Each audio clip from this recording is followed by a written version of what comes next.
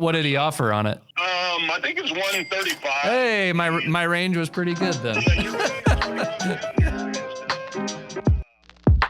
Today we're going to listen to a call that I had with seller in pre-foreclosure. I actually found this seller in one of the more interesting ninja ways that I find deals.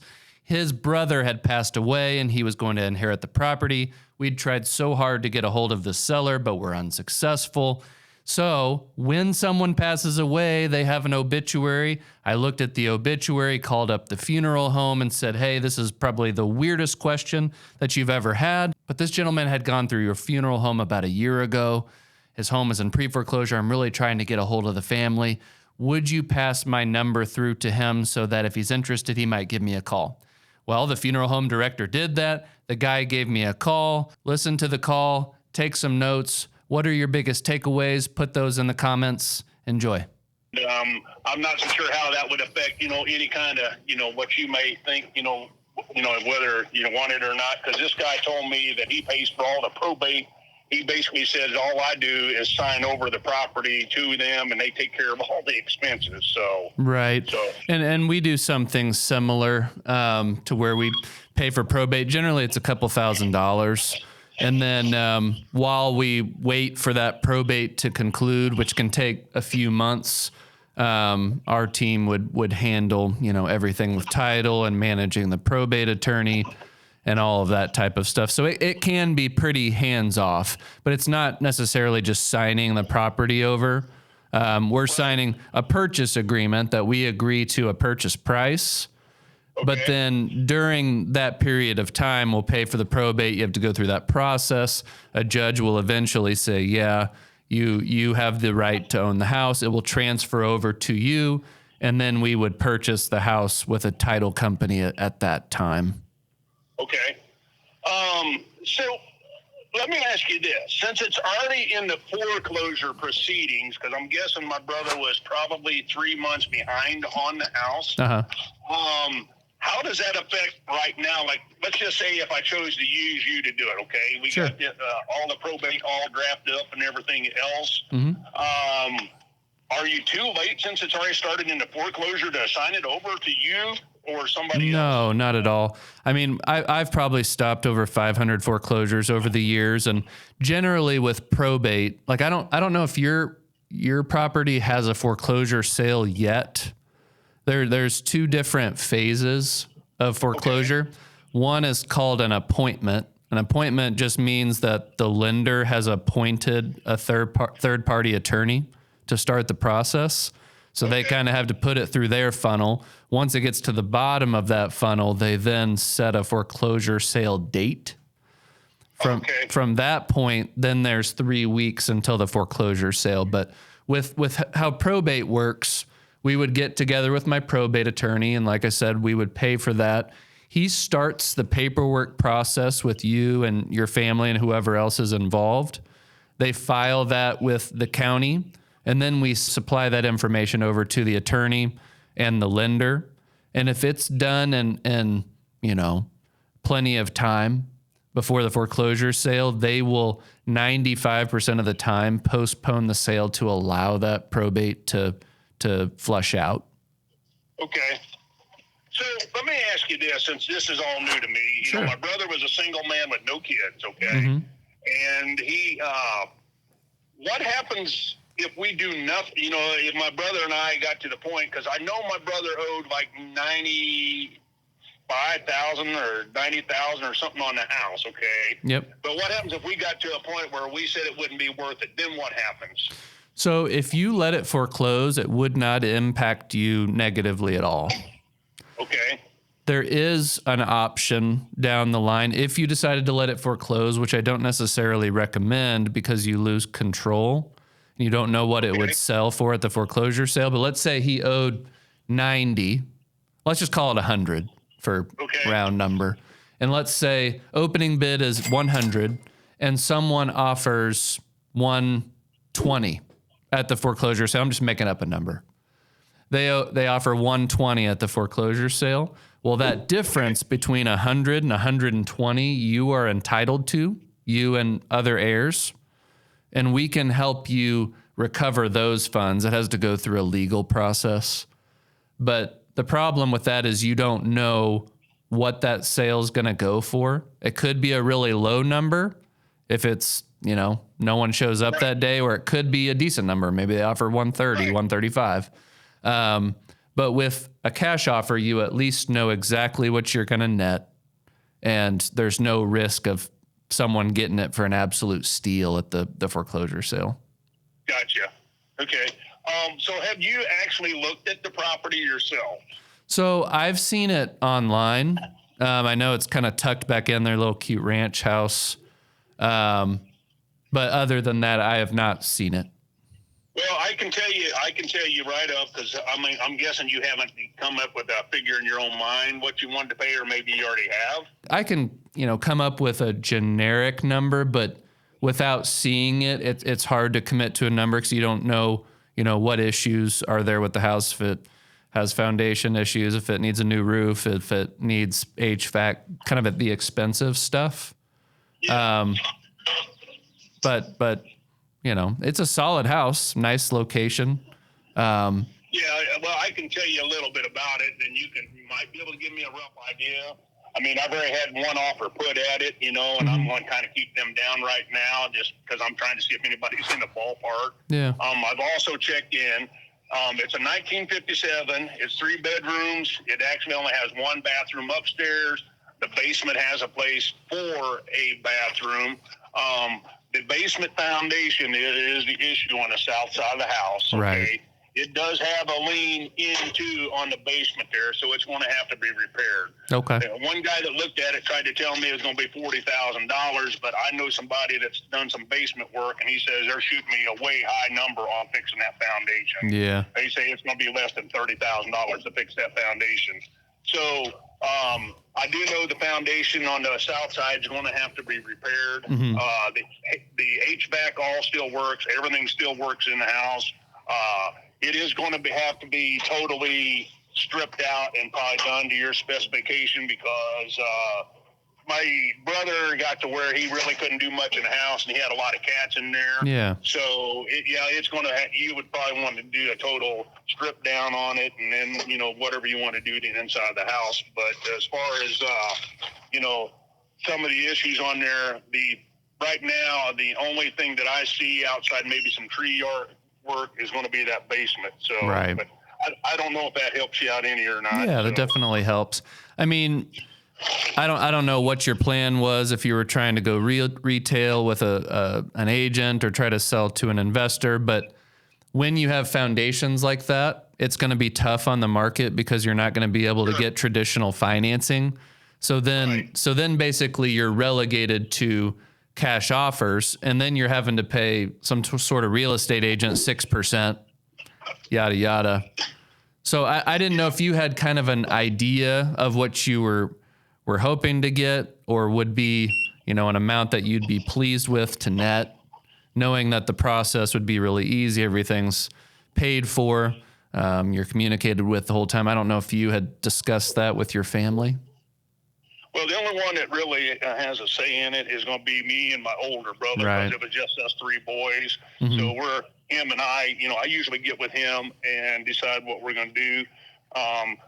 We've not really discussed what it is. Like I said, we just, we know nothing about as far as getting rid of it. We don't want to keep it, okay? Right. Because, I'm getting ready to retire this year. He's already retired, and we just, this was a surprise to us that, him being younger than us, that boom, he's gone. Yeah. But that being the case, no, we don't. I do have a real good realtor friend in Blue Springs, mm-hmm. and had told me with the house basically in condition the way it is, that he gave me an idea of what it's actually worth. Now, what it actually is worth to you guys would be something totally different. So, right. But I haven't obviously seen the house, but I can imagine that a typical investor is going to offer somewhere between, 120 and 140, I would guess. Maybe 150. It just depends on the condition of it. I'm just kind of giving you a range. And I have my real estate license too. So if I put on my realtor hat, you're probably 160, 180, something in there. Yeah. So, but then people aren't going to get, conventional financing, FHA financing, and then you would have to repair that foundation. Well, Cash I'm money. Tell you right now, I should say this because my brother, pretty much what I'll say, will tell me to do it. We have no interest of actually trying to sell it to an individual. Right. We're just ready to get rid of it. But I also, I don't want somebody who's going to come and, I'll give you $50,000. No. It's like that. So, Yeah. I have an idea, and you're kind of right in the ballparks of the numbers you already told me. So I'm guessing it's probably going to be somewhere in there. But, I would be interested to know, since you give me a lot of information, and some of this I've already got from another guy, what you would be willing to offer for it. And then, once I figure out, because I'm going to try to get this week made up and stuff there. The only, when you seen it come on the foreclosure market, did it show any liens on it? Did you have a way of looking to see if there's any liens on it yourself? So I haven't looked up specifically for this one for liens, but I can definitely get on CaseNet and Jackson County website and see if there's anything filed. Let me ask you this. Is there can I do it myself? Yeah, I could send you a couple of different websites that you could look. Are you expecting something to pop up? Well, I'm not really sure because, my brother never really talked about any real bills to him, because him and I talked all the time. But the only thing, I told several months ago, he told me, he said, I hate to admit it, but he said, I'm broke now. But that's really what he said, that he owed the IRS some money. Okay. The only thing that I've done, I had the realtor, they run a title search on it. And the only thing they came up with on their title search was actually the mortgage company is what he owed money on. Okay. But my brother had said something to the effect there that he owed the IRS some money. Now, I've been told that if let's just say I took you and we get through the process and it goes through the court system there, and if it doesn't show up at the time of closure, there's nothing, the IRS can't do anything about it since he's basically, it's his social security number. I don't even know if that's true or not. So it's possible that the federal lien is not attached to his real estate. Did he have a small business or something? Oh, no. Okay. Well, sometimes it might be attached to another property or the place of their business or whatever the case might be for that situation. Usually a federal lien is going to be very easy to find. And if we work together, we would get a title search within the first couple of days. So it's not going to be like one of those situations where at the last second, it's like, oh no, there's $20,000 federal lien. Oh, sorry, you just make less money. It would definitely be something we'd want to find really early on. That way there's no surprises and no miscommunications and that type of thing. Well, that would be something that I'd be interested in myself, because I got to be honest with you. If I knew that he owed a great amount of money there, I wouldn't even be calling you up. I'd just let the house go back and just not even mess with it, okay? So I think here's kind of the process that I would follow. Knowing I've seen thousands of these situations, I think it'd be smart to meet, have a conversation. My guess is my offer is going to be somewhere in that 120 to 140 range. I don't know if that's kind of a generally acceptable range, but then we can do a title search. If the title looks good, there's no federal liens, you're going to net what you're going to net, we can move forward. If there's a federal lien and it doesn't look good, what I would probably suggest is you let it foreclose, since it won't hurt you. Right. Then once it forecloses, I can help you recover those surplus funds. And that doesn't cost anything for you either. I generally take a commission on whatever I recover. And that's an easy process for you as well. But those are two good options. Either way, you're going to win. So what you don't want to do is wait too much longer. I don't know if other people have told you, but once they set that foreclosure sale date, that attorney is going to tack on somewhere between $3,000 and $5,000 additional dollars onto the payoff just for all their work, processing that file. So you try to beat that amount just because it's money that would go in your pocket as opposed to, an attorney. Attorney pocket. Okay, gotcha.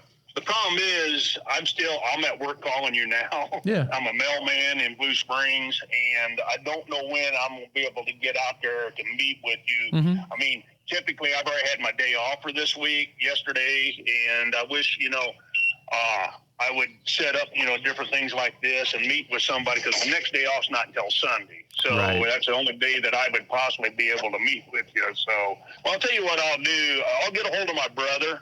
Okay. And see what he says, and then we'll see if we can't maybe work and make Thursday work out for us. So that's the reason I was going to ask you. This other guy done it. He stayed on me left and right, and I told him I got a decision to make. Well, after a while, I like the guy, okay. Yeah. But the deal is, I'll text you and let you know what I can do. I don't need you to call me at 9 o'clock on at night or something like that, or saying, hey, Terry, what are we doing here? Because that's usually my best way of communicating, unless it needs something like us carrying on a conversation like we just had. Quick notes is big, texting the way I usually do it. So, but anyhow, let me talk to my brother and see if we can't make something work there Thursday, late afternoon or evening time there. And do you live up that way? Yeah, I'm out in Lee Summit, so I'm probably 20 minutes from there. So, no big deal to. Are you associated with any properties or anything like that there? Any properties in Lee Summit, or? I mean, is this your bit? Yeah, I own the business. Yeah. Yeah, I mean, you're not East West Properties, are you? That is my company. Yes. Okay. Well, I've already talking to your. I'm probably wasting the time because I've already talked to Jason about it. So. Oh, okay. You're talking to Jason. Yeah. Well, you guys have given me all good information and stuff there, so Well, I'm sorry. I if I had known that, I would have told you. But Jason's a good dude, but he's gonna follow up with you a bunch. That's his job. But I've stopped personally 500 foreclosure sales over the years, so it's what we do.